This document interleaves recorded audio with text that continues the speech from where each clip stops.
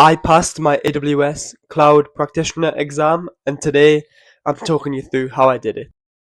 First things first, I needed to acquire the knowledge for the exam before doing any practice questions. So the first thing I did was I went on the AWS website, I looked at what resources they had. They had loads of white papers, they had their own practice question sets, which I came onto later, and they also had Skill Builder, which was crucial to my learning.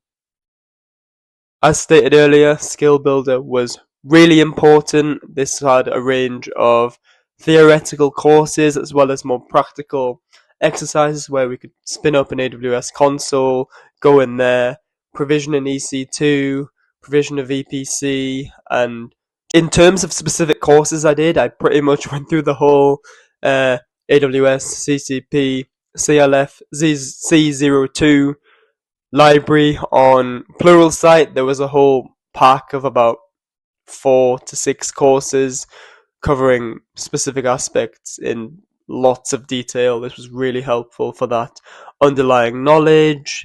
I went through it a lot. I prepped hard for this exam, honestly, and it all paid off in the end.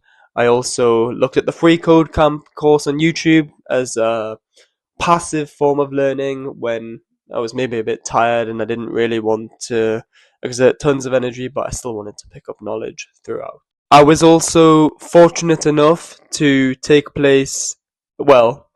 part in a AWS CCP bootcamp with a trained instructor from AWS. So these were live sessions where the instructor would roll us through different content topics, EC2, VPC, S3, touching on more complex ones like CloudFront and IAM as well. So this was great because these were live sessions with theory and questions throughout, and there was also time to do a quiz at the end of each session. I learnt my stuff very well, and I remember my instructor would be like, "That's a great one, Vikram," in the class because I'd always pop up in the live chat. Now touching on mock practice exams. This was by far the best way for me to prepare for the exam because ultimately you can have all the knowledge in the world, but the questions in the exam are what you're going to face, so finding something as close to that as possible is really what you need. There was so many. I did the AWS practice set, I did some on Tutorials Point, Tutorial Dojo, there was some on like Versal apps. Like if you type in Google AWS CCP CLF Z02 Versal practice exams free because I didn't want to pay for any, then you'll be able to find some there. I did, honestly, like I've said, maybe 1,000 questions just in the week of the exam. The multiple choice, so it's not as crazy as what I'm saying, but I prepped hard for this. There was so many questions and so much stuff I wanted to do, and yeah, mock exams were by far the best way to prepare. Now let's talk about the exam itself. I turned up on the test day, and to be totally honest, I forgot one form of ID. I had one and they wanted two, but then thankfully in my coat pocket I found some, so that was all resolved. I was pretty ill on the day and I was struggling and was just trying not to cough, but I knew I'd prepped hard and I knew I've put in the work and this exam should be alright, so that's kind of how it was going into the exam. What I did is I'd go through from 1 to 65, and if I knew the answer, so I started off with, there was 4 answers per question, and I would try and eliminate 2, and then if there was an obvious one, then tick and move on, but if I wasn't sure, I'd made a note on the whiteboard, and there's also a flag for review option during the exam, so I was just doing that to keep track of how I was finding the questions. And then, yeah, once I was in the exam, I got in. They had noise cancelling headphones, which is really nice, to be honest. And it's scheduled for 100 minutes. I got in. They gave us a whiteboard too. So I thought the way I should approach this exam it should be different to the practice exams, because in the practice exams, I think it's 65 questions, well, 100 in some practice exams. The real exam is 65, and to be totally honest, I was flying through the practice exams in about 10 minutes. Yes, that's not the best way to approach it, but I'd put in the work, and I thought, let me just get the knowledge on the top of my head and fly through as quick as possible, because I just wanted to learn.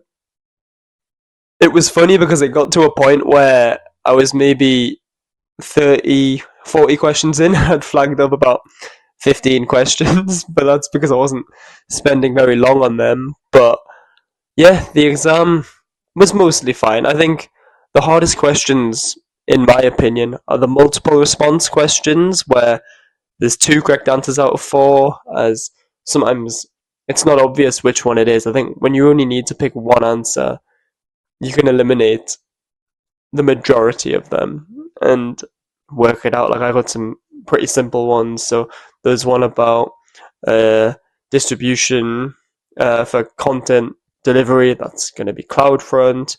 I got one for object storage. That's going to be S3.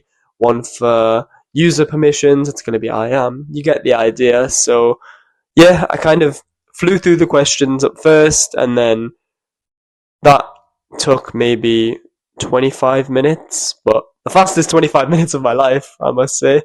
But yeah, then I spent 15 minutes going through the remainder of the questions slowly, and then the ones where I wasn't entirely sure, I would then pause, select an option, verify it, and then cross that off to say that I'm happy with it, all good.